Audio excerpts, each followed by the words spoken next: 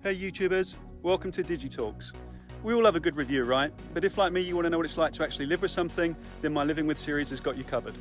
Today we're talking about living with a Tesla.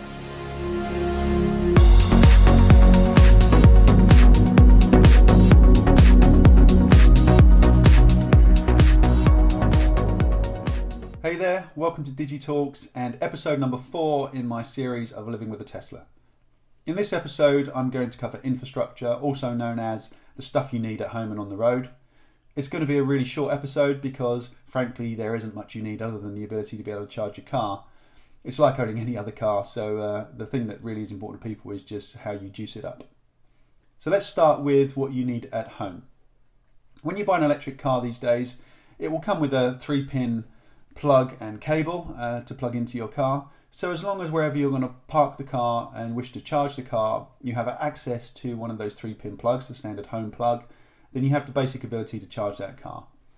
Now these do come with some downsides. They are fairly low power, and in my case that will give me around about 6 miles per hour of charging rate.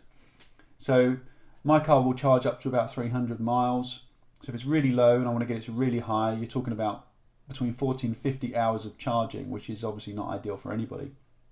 So as you would expect, when you buy an electric car, there's a very strong recommendation that you have access to somewhere to put a wall unit, a wall-mounted unit. These wall-mounted units come in all shapes and sizes, anywhere from a couple of £100 for a third-party unit up to a lot more. In my case, I went around in the middle of the road and I actually bought a Tesla charger to go with my Tesla. That cost me about £460, and then I had to spend about £300 having that fitted into my garage. So there is an initial outlay there that you do need to take into account. If you take into account, however, that I would have been spending around about £300 a month more on diesel than I am on electricity, then that pays for itself within the first few months, and so that's obviously a wise investment. The other thing I had done was I had mine installed inside my garage. So when I get home at night, I park my car in the garage and I plug it in. But that's not necessary. As long as you have somewhere to mount the charger on a wall at home, on a post of a carport, or anywhere else you charge and park your car, then that's all it needs, as long as you can run power to it. And that's about it.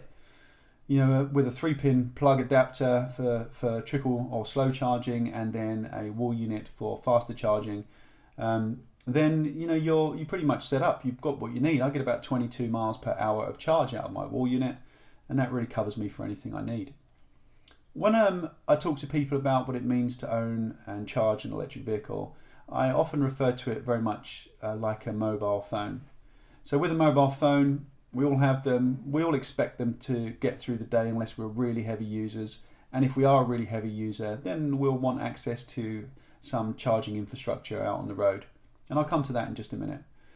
But at home, I get home, I park the car, I plug it in, and I wake up in the morning and it's got the charge that I'd allocated to it or set to it. In my case, I normally charge the car to around about 60 or 70%. This has the effect of prolonging the life of the battery, but actually tests are showing that these batteries are pretty resilient and they don't lose an awful lot of charge over 3 or 4 years. So not really a great deal to worry about. However, I'm a tech geek buff and I like to make sure that I'm trying to optimize all use of all my electrical stuff, and so I charge to about 60%. That gives me about 150 to 160 miles of range, which is usually plenty for what I need in my everyday use. If, however, I am going to be doing a long journey of around about 300 miles or more, then I'll simply open the app on the phone or on the console in the car, and I'll slide the slider up to a full charge, up to 300 miles-ish. Plug it in, get up in the morning, I've got that 300 miles of range. If I then get in the car and tap into the sat-nav, my destination, the car will work out whether or not I have the juice to get there and get back, and it will direct me by some superchargers on the way where I get free charging anyway, because I got that feature when I bought my Tesla.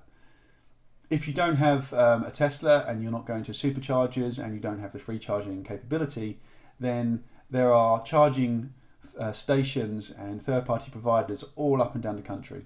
I read an article recently which said that there were now more charging units up and down the country than there are petrol stations and service stations. So they really are everywhere, and they're growing by the day. So actually having access to charging infrastructure at home gives you pretty much all you need. And then when you're out on the road, you do have access to plenty of chargers up and down the country. If you are doing that long journey and therefore you need to stop off at a charger on the way, that's really easily done. There are all sorts of websites and there are all sorts of third-party providers that will give you maps along the routes and show you where you can stop off and charge. One of the other things I find quite often is if I am doing a long journey and, for example, I need to stay somewhere overnight, then I'll look for a hotel that's offering complimentary EV charging. And for the times when I've been traveling, I've actually had free charging from the hotel I'm staying at. So, charging your car is something you kind of get used to really quickly. You're already pretty much used to doing it because you have mobile phones and other devices which you tend to charge quite often and when on the road. And it really quickly becomes just a part of the way you kind of live your life without really giving it any major thought whatsoever. In some cases, you may need to buy some charging adapters, for example. So there's a CHAdeMO adapter, which it was recommended I buy when I bought my Tesla. I didn't buy one of the adapters, and in 18 months of driving, I've never had a problem. You may need to look into that, however, if the places that you wish to charge very fast charging near you require some sort of adapter, then it's just worth knowing. But apart from that, these days most cars and charging stations come with multiple charging cable types, and they'll fit pretty much every car on the road without an adapter. If you don't have access to the supercharging network, then you can become a member of one of those charging network types, and therefore it becomes really easy to take on that charge. I will leave some information in the description below of a website you can use to map your journeys and the charging third-party providers up and down the country that you can become a member of in order to make that really useful. But like I said, this is going to be a really short episode because that really is about it. There really isn't much else you're going to need. Owning an electric car is a wonderful thing in terms of the performance, in terms of the sound, in terms of the driving comfort and how quiet it is. I'm doing my little bit for the planet. I'm putting out a lot less emissions than my fossil fuel buddies. I know I'm using charging and the power stations are putting out emissions, but even if you take that into account, they're putting out an awful lot less than if I were using a fossil fuel car. So all round, it's a really good thing. All round, it's really simple. All round, it's cost effective. And actually, I'd still recommend using or buying an electric car to anybody I talk to. I hope this short episode on infrastructure, aka the stuff you need, has been useful. If it has been useful, don't forget to share, don't forget to like, and don't forget to subscribe. The more subscribers I get, the more videos I will produce. Thanks very much for watching and listening, and go well.